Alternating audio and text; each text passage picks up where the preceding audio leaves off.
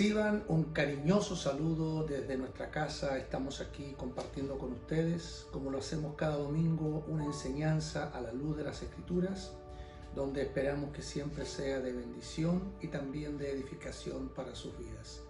Cariñosamente les saludamos, deseando que todos se encuentren bien y que este tiempo que vamos a pasar junto a las Escrituras sea un tiempo gratificante, sea un tiempo edificante y, por supuesto, que nos abra mayores horizontes hacia lo que Dios desea producir en cada uno de nosotros con la palabra de Dios.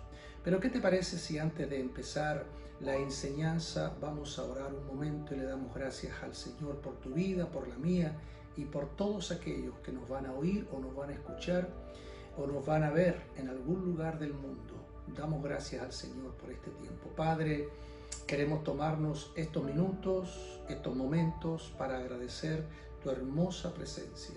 Gracias, Señor, porque tú nos permites ministrar, enseñar y compartir tu palabra a aquellos que nos están viendo o oyendo en algún lugar.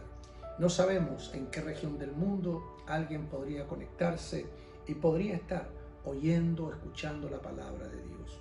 Sabemos, Señor, que la fe viene por el oír y el oír la palabra de Dios. Por eso pedimos una hermosa y poderosa bendición sobre todas las personas que hoy van a estar reunidas con nosotros a nivel virtual y, por supuesto, Señor, que seas tú a través del Espíritu Santo trayendo bendición a los corazones. Todo esto te lo pedimos en el nombre de Jesucristo, nuestro Señor. Amén y amén. Estos domingos hemos estado hablando diferentes temas y uno de los temas que hemos estado abordando tiene que ver con volver a los inicios o volver al comienzo de Jesucristo, al comienzo de la iglesia, al libro de los Hechos. Sabemos que nuestro tronco, nuestra raíz, por decirlo de una manera, es nuestro Señor Jesucristo. Él es el modelo, a Él seguimos. Por supuesto, necesitamos para ello ir a los evangelios, revisar qué nos dicen en relación a la vida, al ministerio y al desarrollo de ese ministerio en la vida de nuestro Señor Jesucristo. Y por supuesto el libro de los Hechos, que es el libro que continúa a los evangelios, relatando y por supuesto evidenciando cómo era la vida de los discípulos en sus primeros años.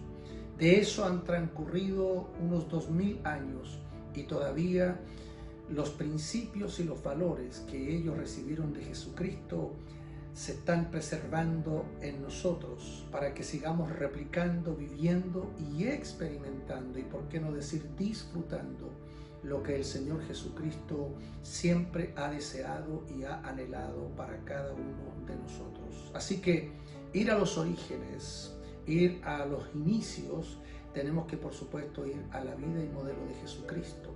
Luego pasar entonces a la iglesia, que está en el libro de los Hechos, y poder ir entendiendo de una manera mucho más específica y mucho más amplia de qué se trata conocer a Jesucristo, o de qué se trata nacer de nuevo, o de qué se trata entrar al reino de los cielos.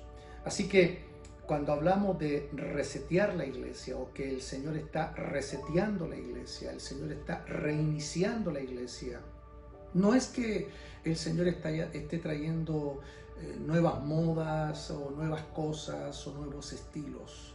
Lo que el Señor está haciendo es llevar a su iglesia al origen, es llevar a su iglesia al principio, y que esos valores, que esas verdades y que esos principios se hagan vida en cada uno de nosotros en esta era, en este tiempo. Por eso es importante volver a la palabra de Dios. Hoy día yo quisiera contestar una pregunta que para muchos puede sonar muy simple, muy fácil y quizás muy repetida. Y es: ¿para qué vine al reino de los cielos? O más específicamente, ¿para qué me llamó el Señor Jesucristo a su reino? ¿Cuál es el propósito? ¿Cuál es la meta? ¿Cuál es el objetivo? ¿O cuál es el deseo de Dios, el que nos llame a su reino? No estoy hablando de congregación, lo cual también es importante. No estoy hablando de una casa iglesia. no estoy hablando de una célula, yo estoy hablando del reino de Dios. ¿Por qué? Porque el Señor nos llama a su reino.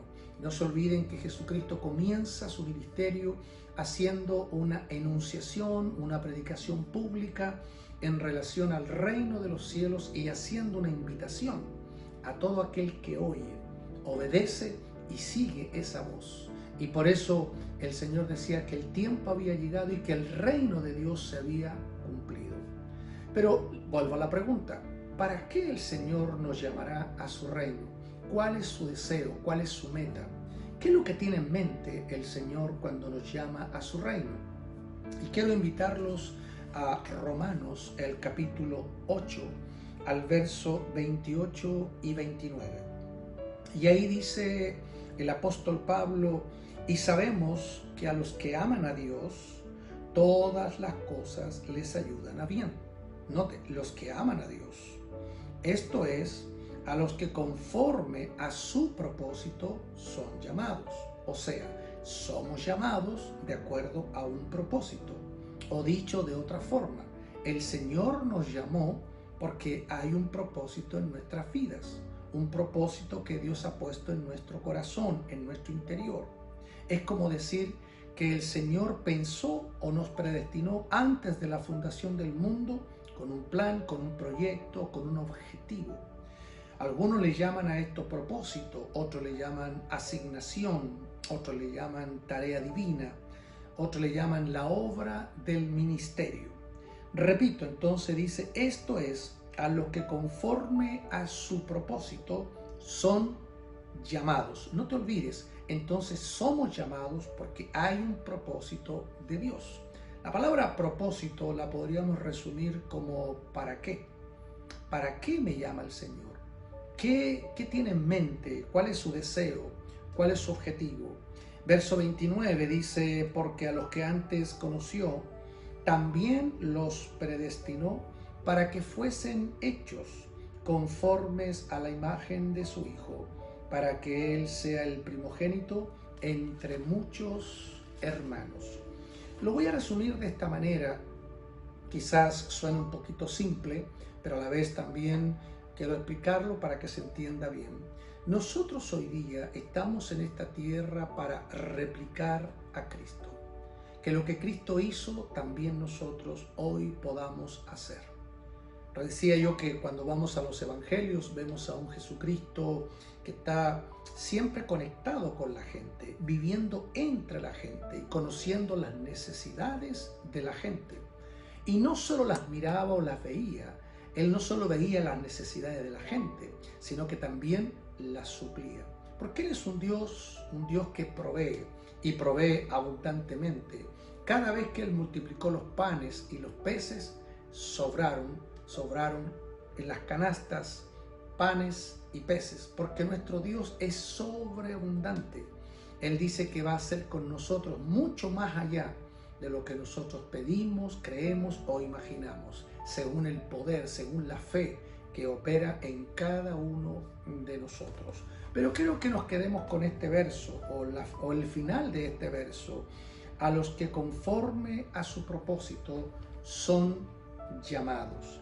Y acá en Efesios, en el capítulo 4, en el verso 1, el mismo apóstol, escribiendo a los discípulos de Éfeso, les dice: yo pues preso en el Señor, os ruego que andéis como es digno de la vocación con que fuisteis llamados. O sea, aquí Pablo habla de que fuimos llamados de acuerdo a una vocación. Y en Romanos dice que fuimos llamados por un propósito que Dios tenía con cada uno de nosotros. Entonces, hoy día yo creo que va a ser muy interesante el que podamos contestar o tratar de contestar esta pregunta: ¿por qué el Señor Jesucristo nos llama a su reino? ¿Por qué nos quiere hacer sus discípulos? ¿Por qué está buscando hombres y mujeres comprometidos? ¿Por qué está buscando hombres y mujeres que estén dispuestos a darlo todo por Él? Porque si nosotros vamos a Lucas capítulo 14, en el verso 33, dice que Jesucristo en un momento le habla a la gente, a las multitudes, y les dice: el que no renuncia a todo lo que posee no puede ser mi discípulo. Pero volvamos a la pregunta. ¿Cuál es la pregunta?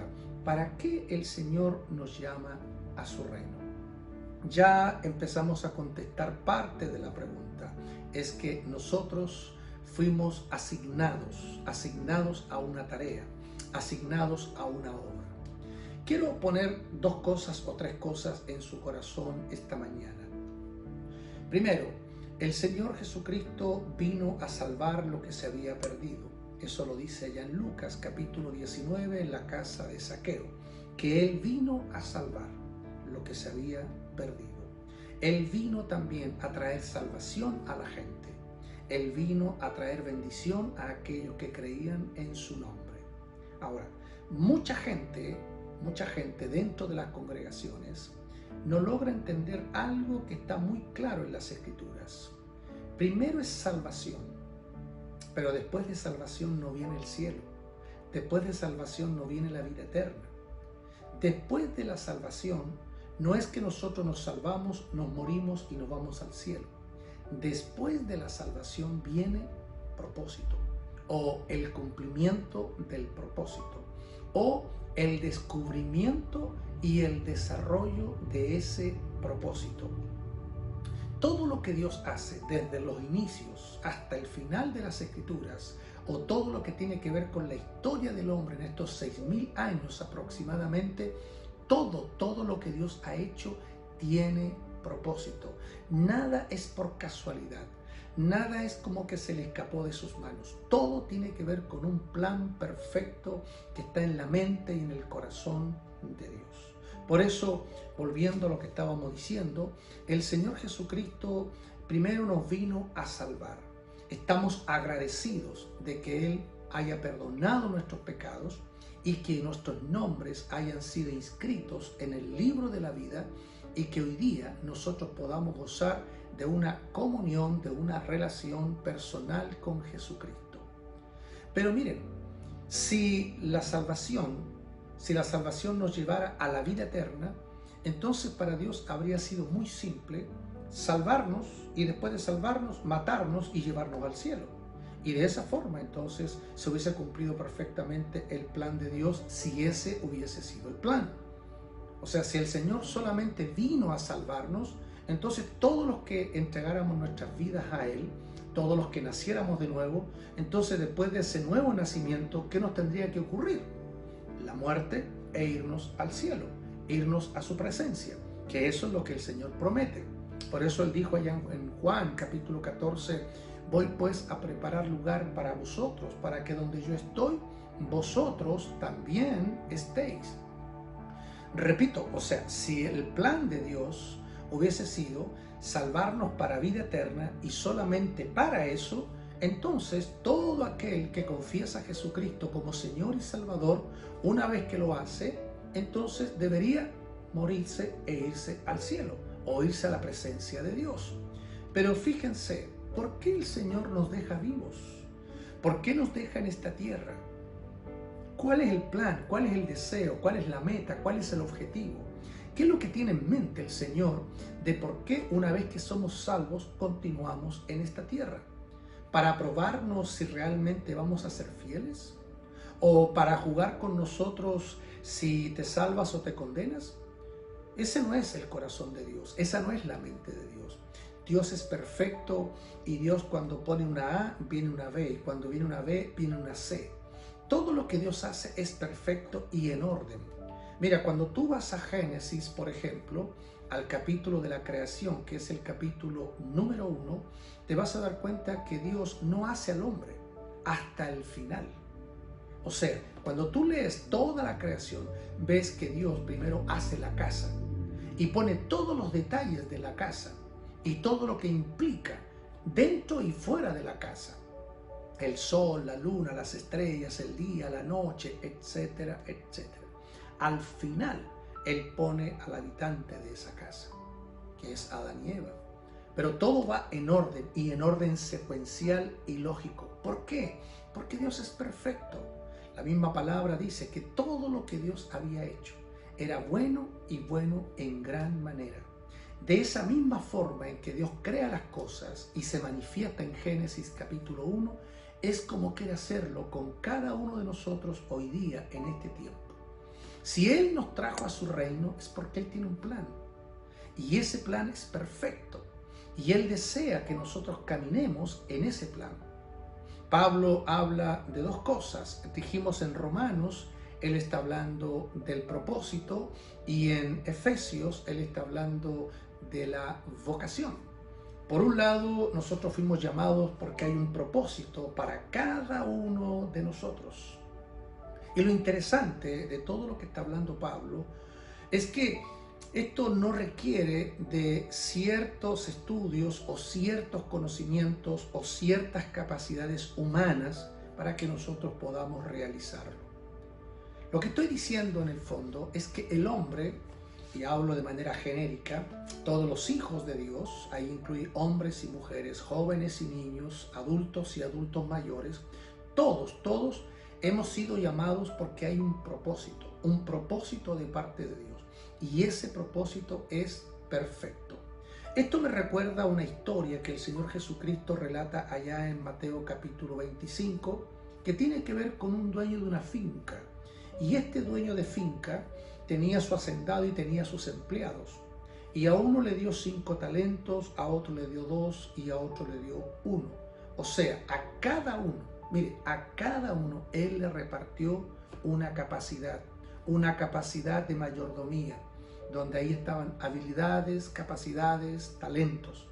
Y cada uno tenía la tarea o la responsabilidad que mientras su señor se fuera un tiempo, debían trabajar, desarrollar y multiplicar esas capacidades. Esa parábola, de acuerdo a como yo la estoy mirando y a lo que estamos hablando, tiene que ver con aquellas habilidades que Dios nos ha dado para que nosotros la desarrollemos y la desarrollemos al máximo, porque a Dios también le gusta la productividad.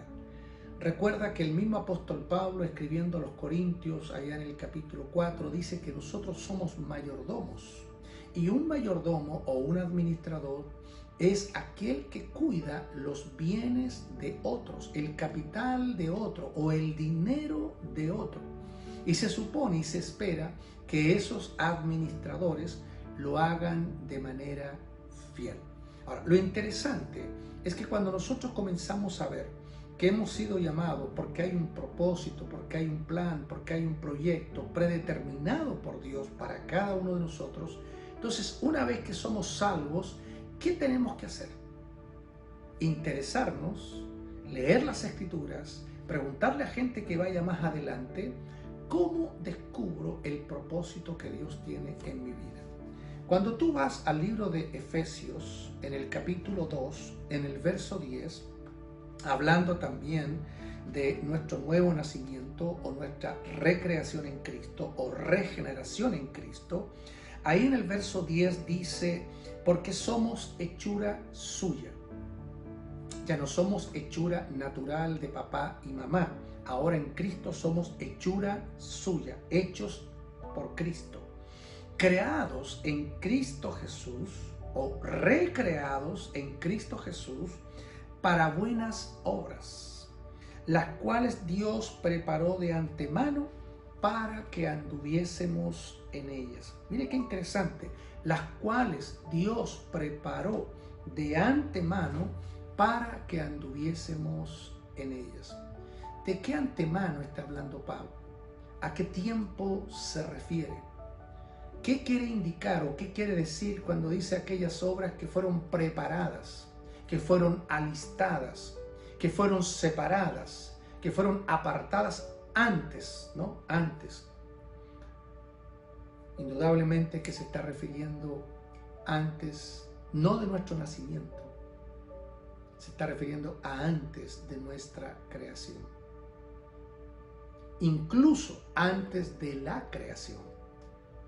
Porque cuando tú vas al mismo libro de Efesios, en el capítulo 1, mira lo que dice el apóstol Pablo, hablando de lo que él pensaba y piensa de cada uno de nosotros. Allá en el capítulo 1, dice en el verso 4, según nos escogió en Él. La palabra escoger aquí significa seleccionar, apartar con delicadeza. Dice, según nos escogió en Él, o sea, en Cristo, antes de la fundación del mundo, para que fuésemos santos y sin mancha delante de Él. O sea, nosotros ya fuimos apartados antes de la fundación del mundo por Dios. ¿Para qué? Para convertirnos en sus hijos. Pero no solamente para que seamos sus hijos, también que seamos sus hijos activos. Por eso Él preparó de antemano, o sea, antes de la creación, antes del Génesis 1:1.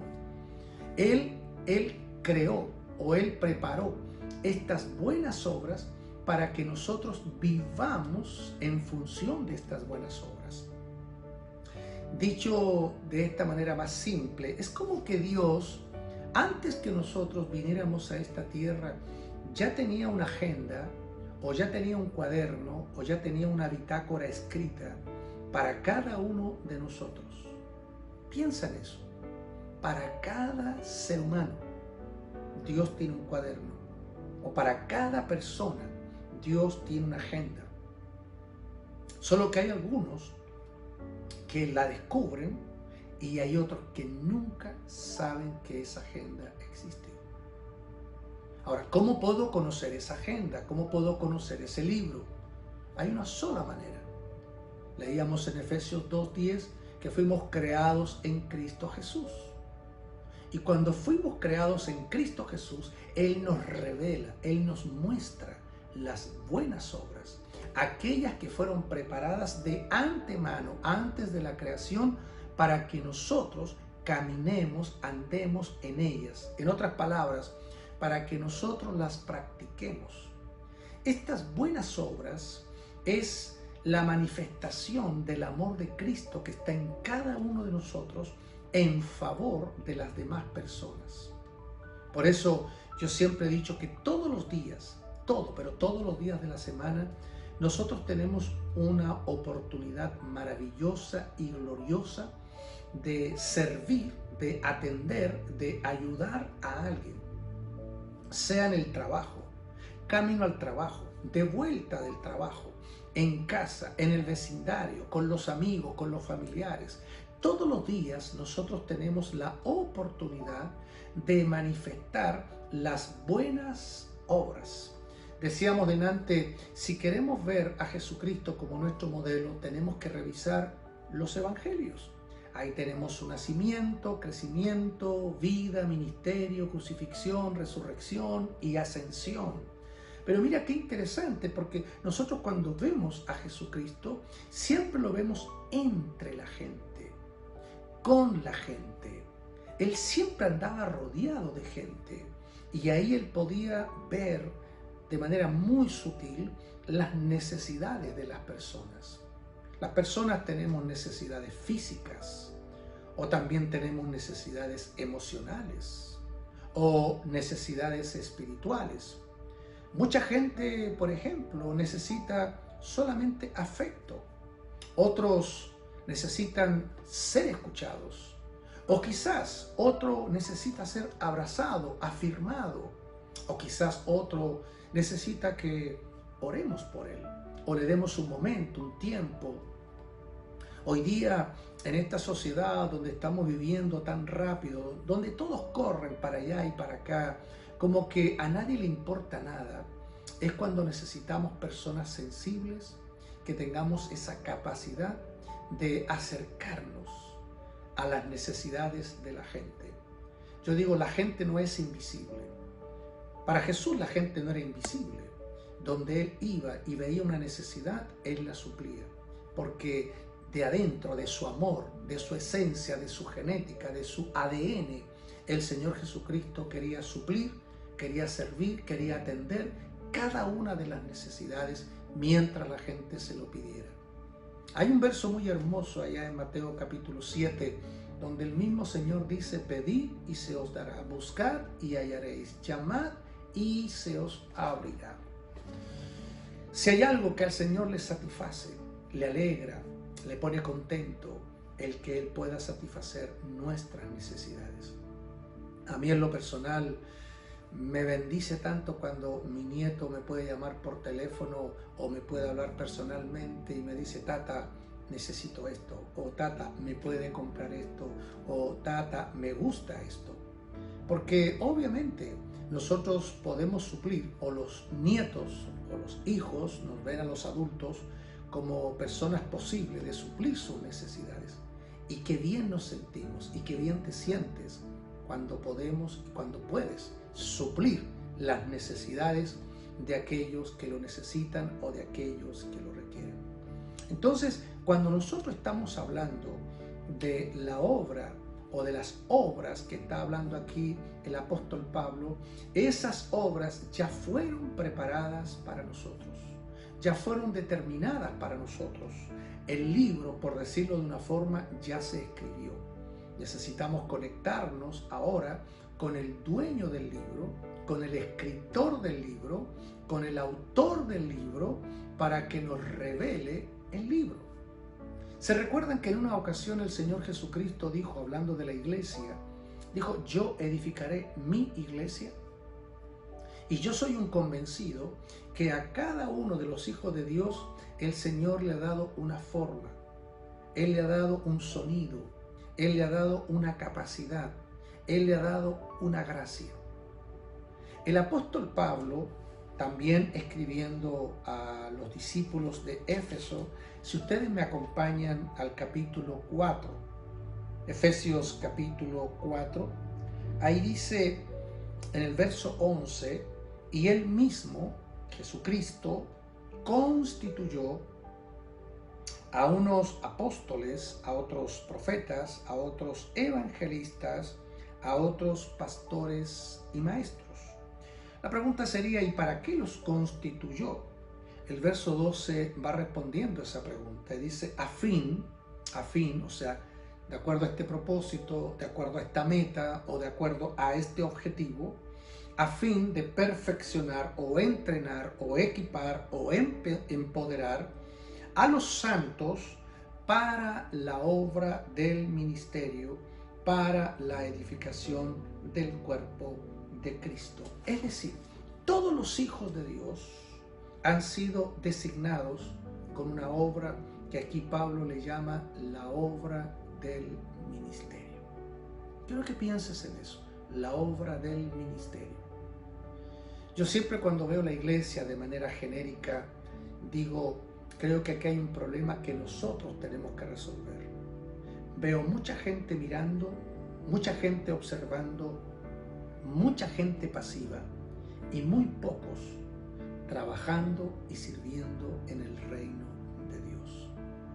Yo creo que cuando el Señor nos llama a su reino, lo primero que quiere manifestar en nosotros, o lo primero que quiere decirnos o revelarnos, es para qué nos llamó. Y en ese para qué, el Señor quiere decirnos cuál es nuestra obra del ministerio. Si ustedes me permiten, para mí la obra del ministerio es tu ubicación en el cuerpo de Cristo. Es como los jugadores de fútbol, que en el campo de juego cada uno tiene su ubicación. Así como están los delanteros para hacer goles, o los mediocampistas para hacer el juego de iniciación hacia adelante, o los defensas para defender, o el portero para atajar los goles, cada uno cumple su función. De esa misma manera también el Señor preparó y equipó a la iglesia. O sea, cuando el Señor dijo: edificaré mi iglesia, es como que Él estaba viendo un equipo, o un ejército, o una orquesta, donde cada uno tiene su función.